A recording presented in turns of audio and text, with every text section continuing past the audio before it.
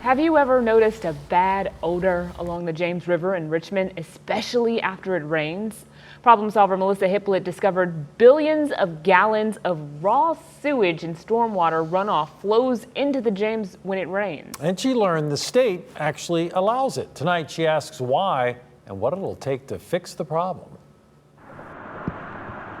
In the shadow of I-95, where Richmonders fish and just steps away from where kayakers pull out of the James, you'll sometimes see brown, murky water pouring into the river when it rains. You can see that brown. Yeah, really gross. So that was on Thursday? Mm-hmm. A mix of raw sewage combined with stormwater runoff. About 5 years ago, researchers snapped these pictures that show condoms, sanitary pads, and raw sewage found in the bellies of catfish caught in the Richmond part of the river. Catfish from the James and other Virginia rivers are harvested and sold in local grocery stores. It's disgusting. Richmond has 25 spots like this, where untreated feces and stormwater flows into the James when heavy rain overwhelms the sewer system.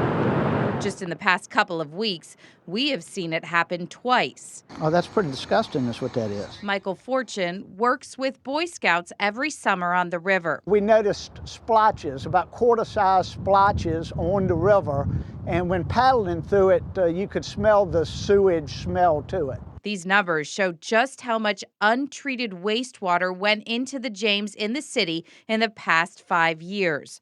More than 3 billion gallons in 2018 alone. We're not a third world country, and to me, that was unconscionable. State Senator Richard Stewart doesn't represent Richmond in the GA, but he was raised in the Northern Neck. Growing up in that area, you have a special appreciation for our natural resources. He's on a mission to make the 3 cities that still send raw sewage into rivers to clean up their acts. Ultimately, I just want it fixed because we've got to stop dumping that stuff in the river. It's just that simple. In 2017, the General Assembly passed legislation forcing Alexandria to fix the problem by 2025. And Lynchburg is in the final phase of sewer system upgrades that should dramatically reduce their waste contribution. But Richmond, which releases the most untreated water, they currently are on no track to fix it. They could continue doing this for 100 years. You see, the city's sewers date back to Civil War days. The outdated system carries stormwater and sewage in the same pipes to the treatment plant. That nasty mix ends up in the James when the system becomes overwhelmed by heavy rain. And the Virginia Department of Environmental Quality allows it under something called a consent order. They actually are legally violating the law, if that makes any sense. How is that possible? The city checks in regularly with DEQ about what improvements they're making to the system to reduce the releases. And DEQ allows them to continue operating their wastewater treatment facilities while they address overflows. When you go to sleep at night and it's raining, do you think about the fact that it's possible raw sewage is going into our river here? Yes, all the time. Kelvin Farr heads up Richmond's public utilities. It definitely keeps me up. He says their sewage problem would cost $400 million to fix. $400 million. Does the city have that kind of money to spend?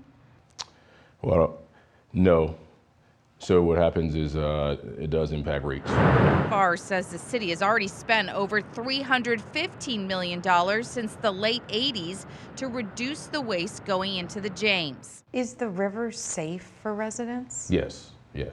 So the water quality is safe. We're in compliance with our state partner, DEQ. Farr says their efforts have had an impact and points to data from the James River Association that shows bacteria pass rates at 7 different testing points along the James River as it flows through Richmond have improved.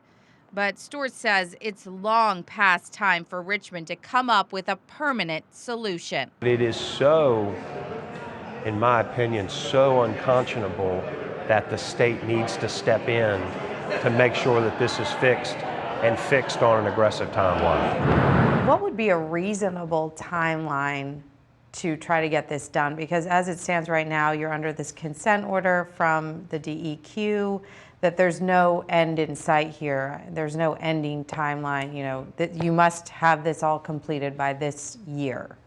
Yeah, so you can't tie me to a time because I know what it takes to get it done. To that point, Kelvin Farr says it can take years to get permits and design approval, and there might be weather delays, further complicating a fix, finding a way to pay for it. Working for you, I'm Melissa Hippolyte for CBS 6.